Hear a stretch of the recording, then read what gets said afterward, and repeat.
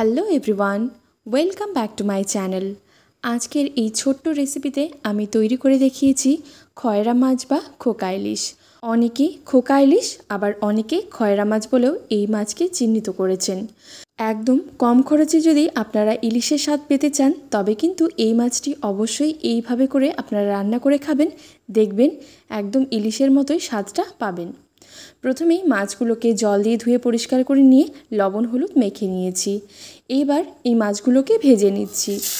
একটি একটি করে মাছ দিয়ে দিচ্ছি এবং মাছগুলোকে এবার তেলের মধ্যে ভেজে নিচ্ছি। এই মাছের যে কোনো রেসিপি খেতে ভীষণই ভালো লাগে।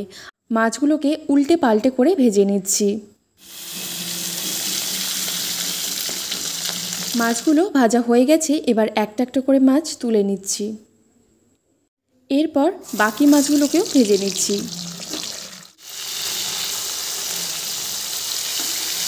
মাছগুলো ভাজা হয়ে গেছে, এবার এগুলোকে তুলে নিচ্ছি। সব মাছগুলোকে এভাবে ভেজে নিয়েছি। এবার ওই কড়াইয়ের মধ্যে আরেকটু তেল দিয়ে ফোড়নে দিয়ে দিচ্ছি কালো জিরে এবং কাঁচা লঙ্কা বাটা। একটু ভালো করে নাড়াচাড়া করে এবার এতে দিয়ে দিচ্ছি একটা টুকরো করে রাখা টমেটো। আজকে আমি এই রেসিপিটি টমেটো দিয়ে করেছি, আপনারা চাইলে এখানে বেগুন দিয়েও করতে পারেন। সব কিছু ভালো করে নাড়াচাড়া করে এবার এতে দিয়ে দিচ্ছি হলুদ গুঁড়ো এবং লঙ্কার গুঁড়ো। খুব ভালো করে এখানে নাড়াচাড়া করে নিচ্ছি।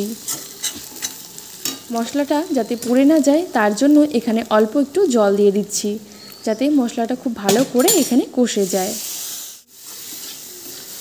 অল্প জল দিয়ে আবারও ভালো করে এখানে কষিয়ে নিচ্ছি। মশলা থেকে যখন তেল ছেড়ে দেবে তখন এখানে মাছের ঝোলের জন্য পরিমাণ মতো জল দিয়ে দেব।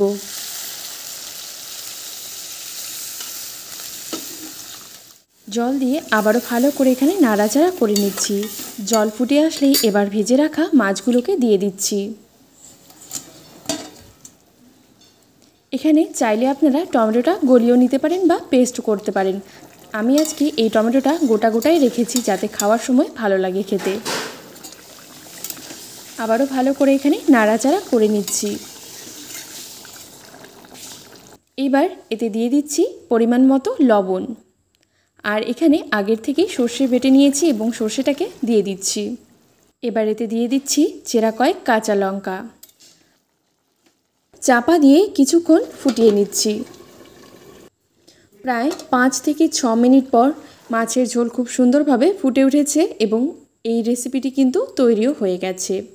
আর এখানে দেখতেই পাচ্ছেন টমেটোগুলো কিন্তু খুব সুন্দরভাবে গোটা গোটা অবস্থায় আছে, একদম গলে যায়নি। এই রেসিপিটি গরম গরম ভাতের সাথে কিন্তু খেতে ভীষণই ভালো লাগে। আর কম খরচে আপনারা ইলিশের স্বাদ পাওয়ার জন্য আপনারা অবশ্যই এই মাছগুলোকে এইভাবে করে রান্না করে খাবেন, দেখবেন ভীষণই ভালো লাগে। তো আশা করি আমার আজকের এই ছোট্ট পর্বটি আপনাদের ভালো লেগেছে। ভালো লেগে থাকলে অবশ্যই লাইক শেয়ার করবেন এবং চ্যানেলটিকে সাবস্ক্রাইব করে রাখবেন। সবাই ভালো থাকবেন, সুস্থ থাকবেন। ধন্যবাদ।